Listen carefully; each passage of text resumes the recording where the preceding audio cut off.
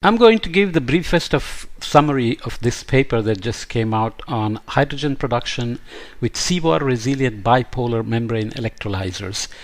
H2 is being seen as a big savior for future renewable energy needs, even though there are debates about whether the fuel cell technology, especially for cars, is ever going to work. Many companies like Honda have taken a step back, and there are other issues of energy needs and so on for producing hydrogen itself and its transportation, storage, etc. Without going into the details, electrolysis of hydrogen is very straightforward if you don't consider the implications of energy use, etc. in terms of just producing H2 from splitting water at electrolysis, but that begins to compete with water demand for everything else we have in life, and water security is already a big issue. Water shortages, water stress are major issues as well.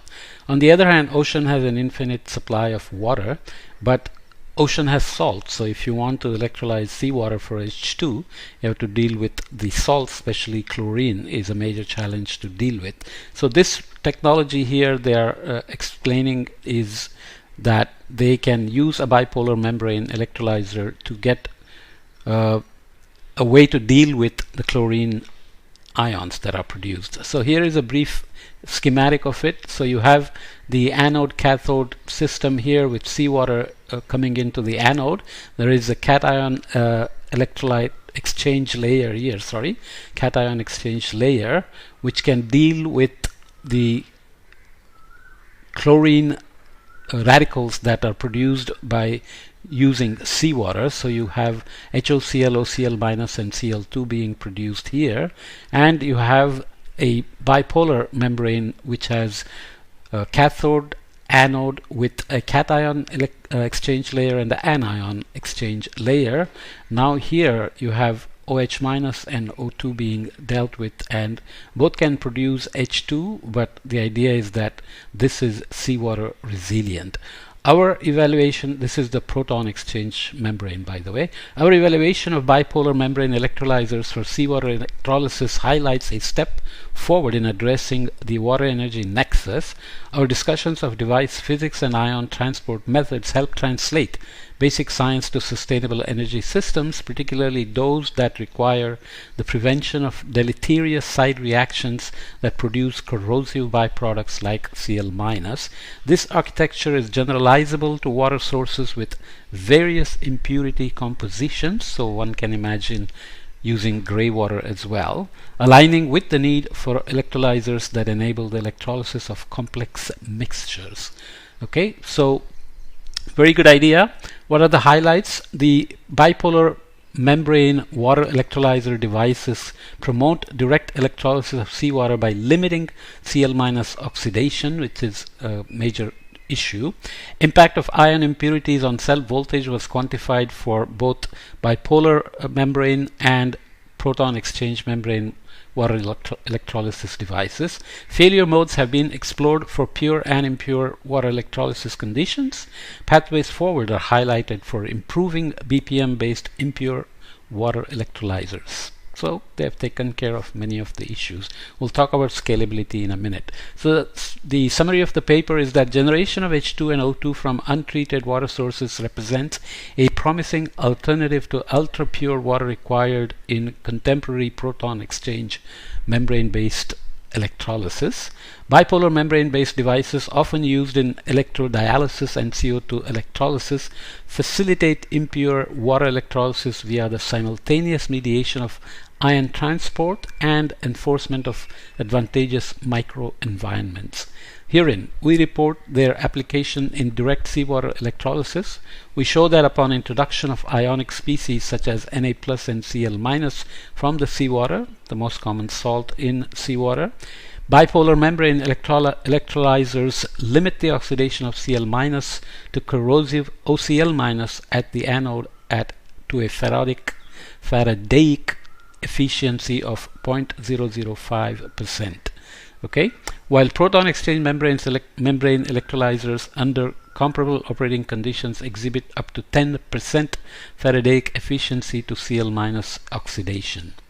The effective mitigation of Cl- oxidation by bipolar membrane electrolyzers underpins their ability to enable longer-term seawater electrolysis than proton exchange membrane assemblies by a factor of 140, suggesting a path to durable seawater electrolysis. Okay. The context and scale to conclude this very brief podcast.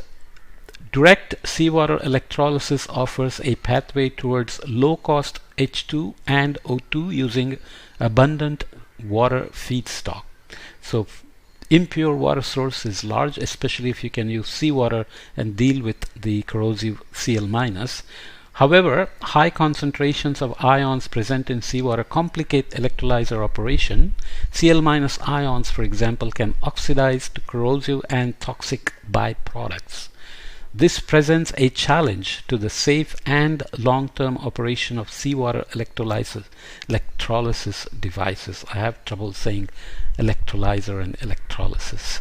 In this work, we highlight fundamental principles of operation for a robust electrolysis system that leverages ion-selective membranes to control the transport and oxidation of Cl- under both simulated and real seawater electrolysis conditions.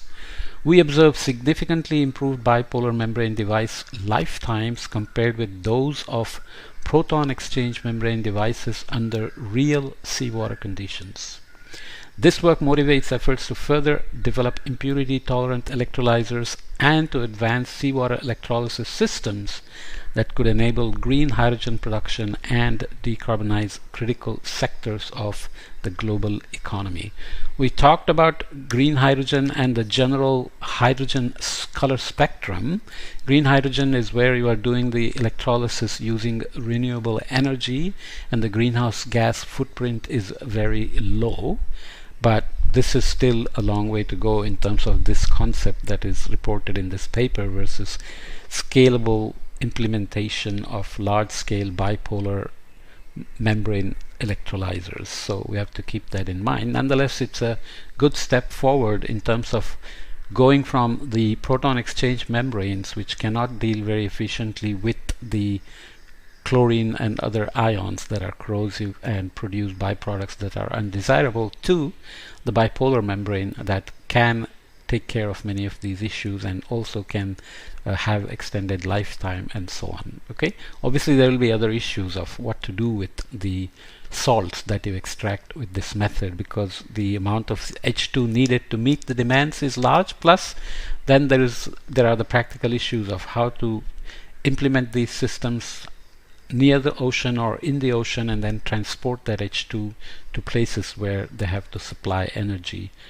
for use at grids or charging stations and so on and so forth, filling stations for H2 and so on and so forth. Okay, I'll talk elsewhere about a article on which argues that H2 technology, fuel cell technology, is basically going to fail, and the electric vehicles with battery technology are going to be the reliable mode of moving towards net zero and decarbonization. So it's not a unrelated issue, but it's something we'll discuss separately. Okay.